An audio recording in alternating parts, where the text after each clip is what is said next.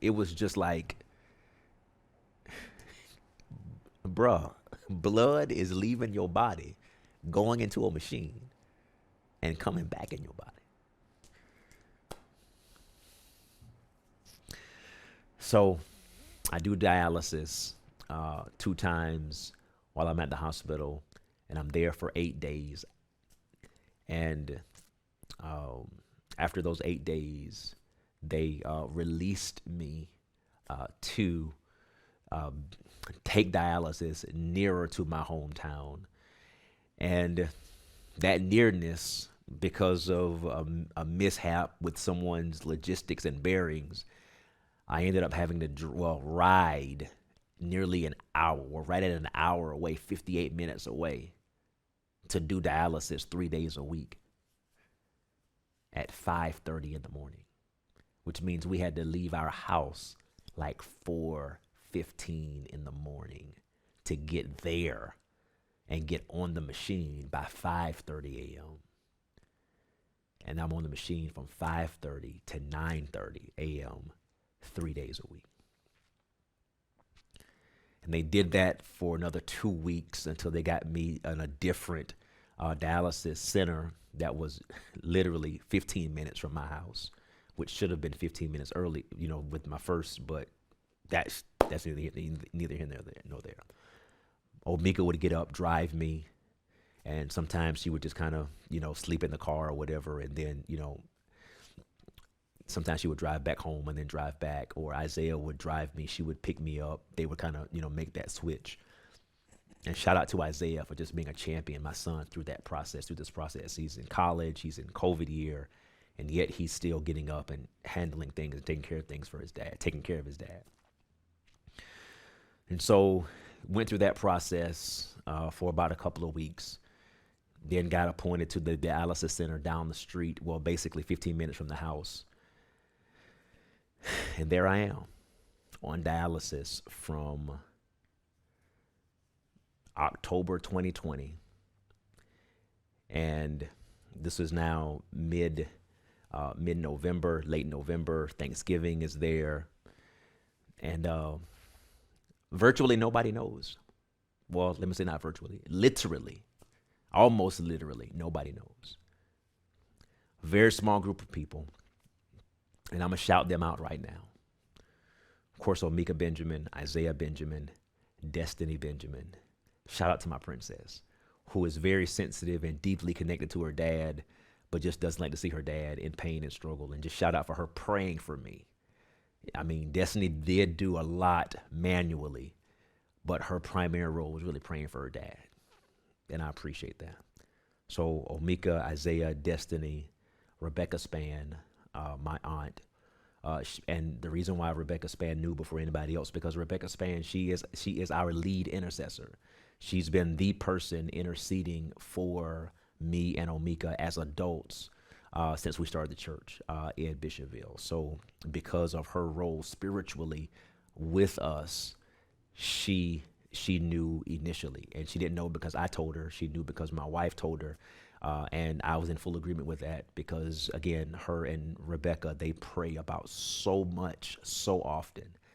And in 2018, when I was in the hospital, not now with COVID, but 2018, she knew because she's the person who's the lead intercessor. And so Omeka, she was her prayer partner.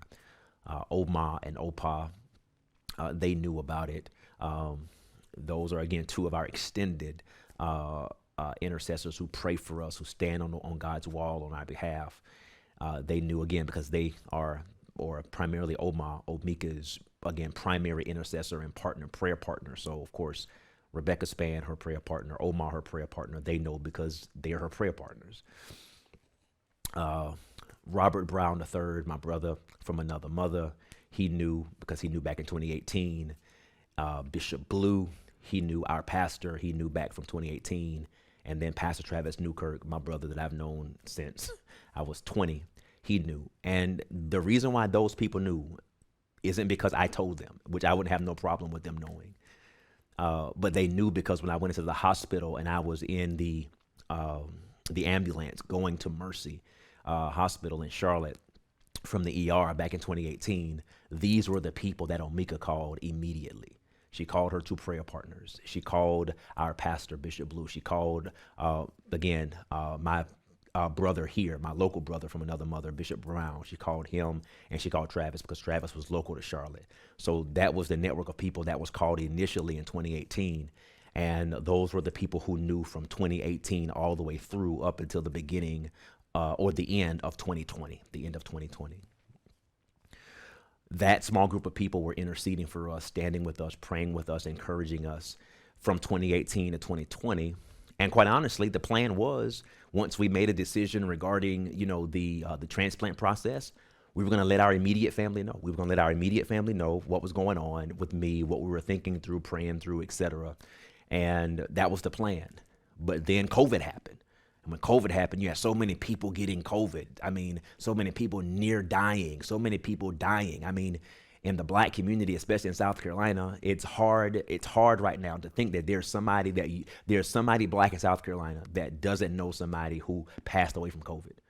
I mean, I'm feel pretty safe in saying that. Of course, that's not to scale. That's not factual. That's not research based, but that's just my own opinion.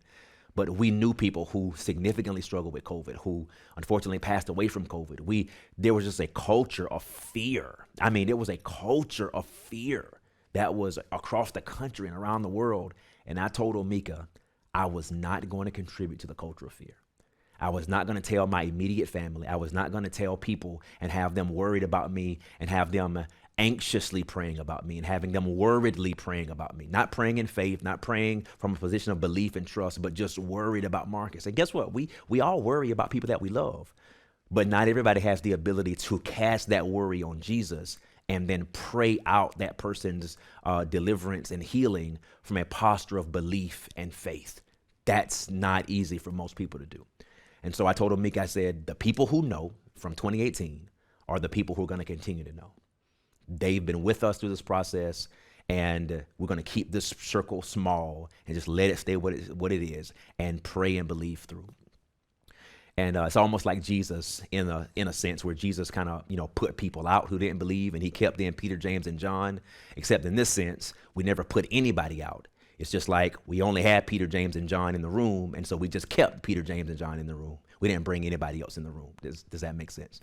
So I definitely don't want anyone to feel those of you who are watching this, your family members and your friends, close family, close friends, distant family, distant friends, but having somewhat of a relationship and feeling some kind of way about why I did not, tell you or tell other people. And that was my reason. My reason was I was not going to contribute to the culture of fear that was pervasive in the black community and in America at large. And the people who knew from 2018 would be the people who we keep in the room. And unless things just drastically turn for the worse, we're going to keep this small group until, we get past what's going on with COVID and what's happening. So that was my position beginning October when I was in the hospital, because Omeka came to me. Omeka said, do you want me to call your mom? Do you want me to call your brothers? And I said, no, don't call them. And I said, not because I don't want them to know, but I know they've got their own fights going on. I know there are things going on, and let's just kind of see what's happening. I mean, I'm good. I'm coherent. I'm good. The doctors aren't saying anything that I'm quote unquote near death or whatever, but these are some serious situations that we need to handle. So let's just keep it tight, and then let's kind of see how things go for the next few months. My stepfather, who was really like a biological father, I knew him longer than I knew my biological father. My biological father passed away when I was literally the week after I graduated high school back in 1997. And my stepfather, Samuel Singleton, passed away in 2019 around October. And here we were in October 2020. I'm in the hospital. My mother, this is the anniversary of his passing. I can't tell my mother right now. Like, there's no way I can put this on my mom's shoulder, right? She's living by herself. Nah, can't do it. Let her continue to mourn and celebrate this transition, this anniversary transition of her husband. And within a few months or so, we'll open up and share. So December 2020, I jumped on the phone with my brother, who is my biological brother, my real brother, Jamie, who's a pastor in Arizona. And he and I had a conversation. I told him what was going on. And of course, he's jumped in, he's praying, he's believing, he's loving on me, etc., which is exactly what I expected, from him. And I could have told him.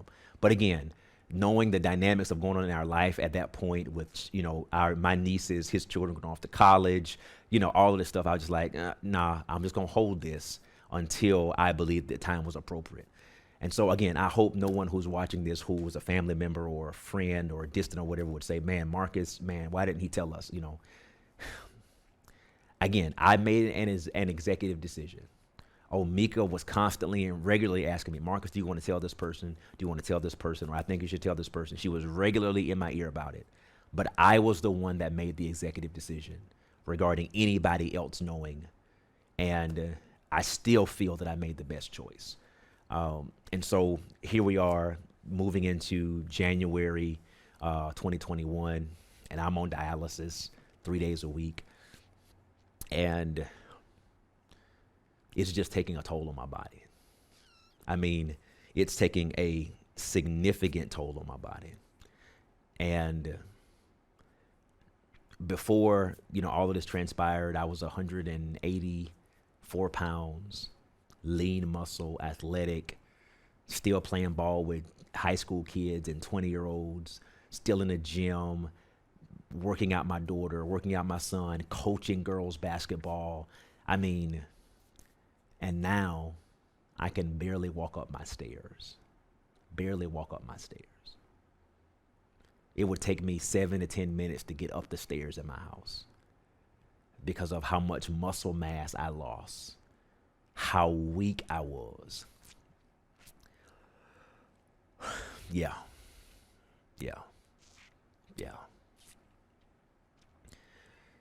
So as we're going through this dialysis process, I've got a catheter here. I'm in dialysis, and shout out to the Fresenius staff at the Steel Creek location in Charlotte, North Carolina. Those women, and I think I had 2 men, one Hispanic guy and one other white guy, but predominantly women, just championed me. I mean, they held me up. They made me laugh when needed be, and sometimes laughing at some of the craziest things. But in the midst of my sickness and my weakness, I mean, they were a champion staff. That staff that was normally from 7:30 to 11:30, just amazing. They know who they are when they're watching. Listen, every one of them know who they are. We, Omeka and I, appreciate you so much, and we've endeavored to show that appreciation to you as well. So in this process of going through dialysis, and we were on the kidney transplant list. My brothers, all of my brothers, they know. My sister knew, my mom knew, at the beginning of 2021, brought them into the scope of that. And of course, and they should feel some kind of way because that's my family. That's my biological blood right here family. But we were able to talk through that, walk through that, and they understood. They were so gracious, just gracious, just gracious to me and to, and again, I made sure, listen, this was Marcus.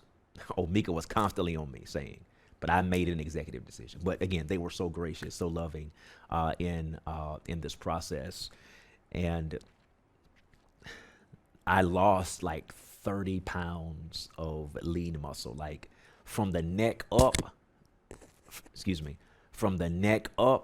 I still look the same overwhelmingly. My hair was bald at that time, and I wasn't bald because of dialysis or bald because of sickness or bald because of medication.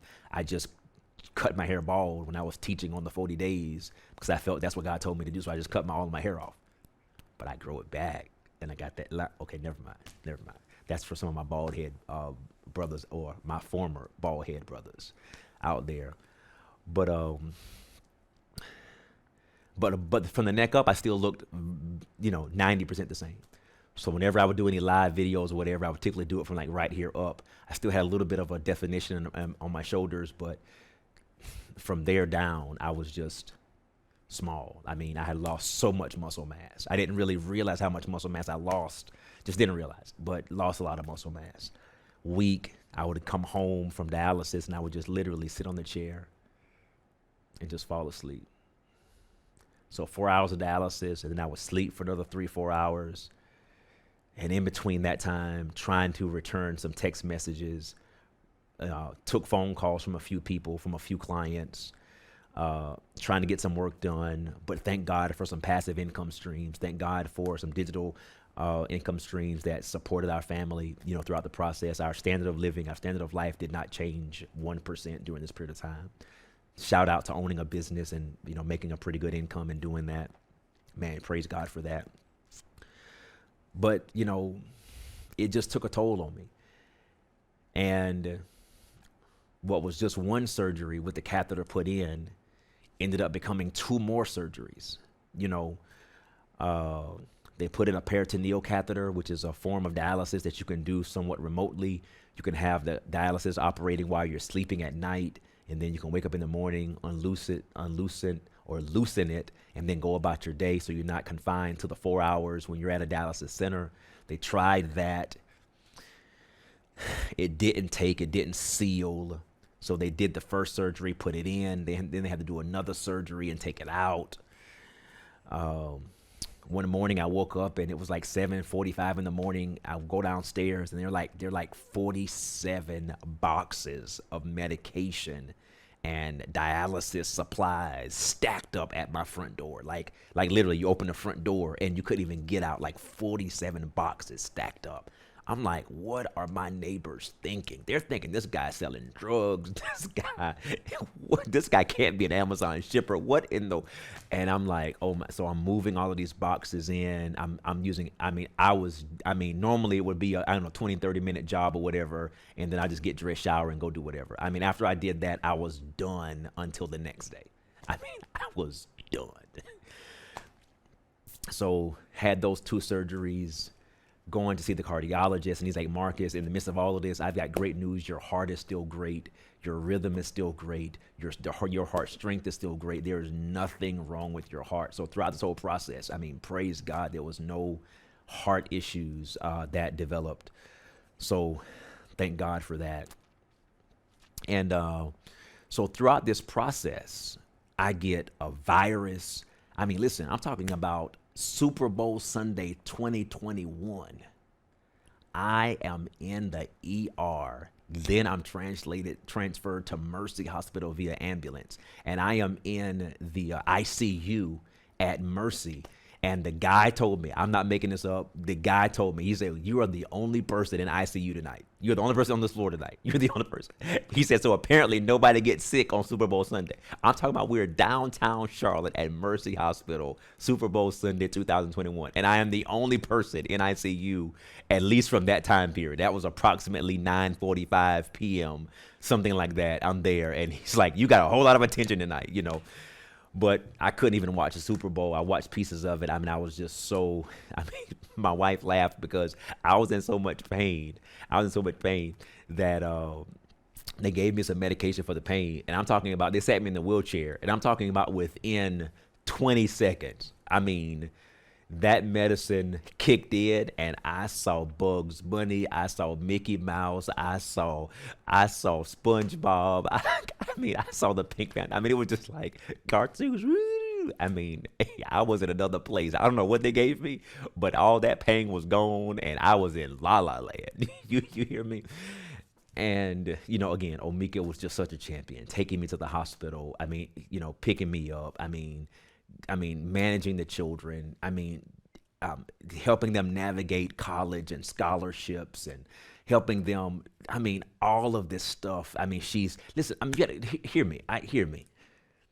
She has a full-time job, helping Isaiah with all of his financial aid, getting him, ready to go to college. And then once he's there, of course, renewing all of this stuff, on an annual basis, getting all of his scholarships in place. Thank God, but anyway, that's another conversation. Thank God for 95% full scholarship. Thank God for that.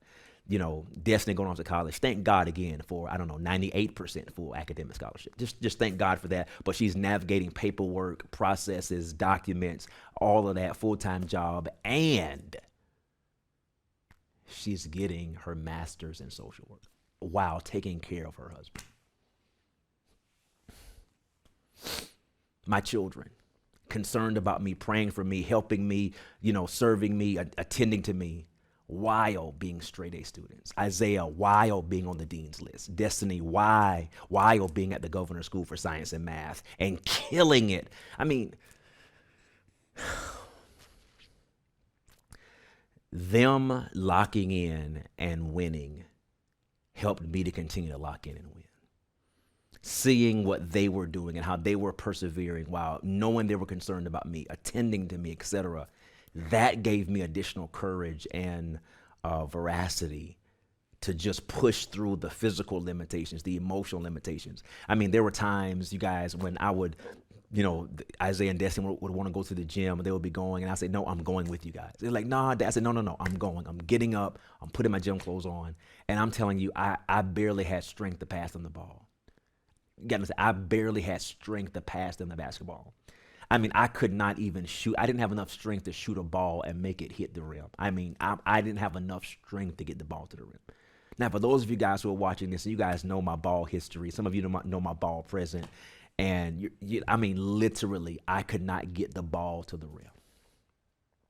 And I would be angry, but I couldn't show it. I'm frustrated, couldn't show it. Ready to tear up, couldn't show it.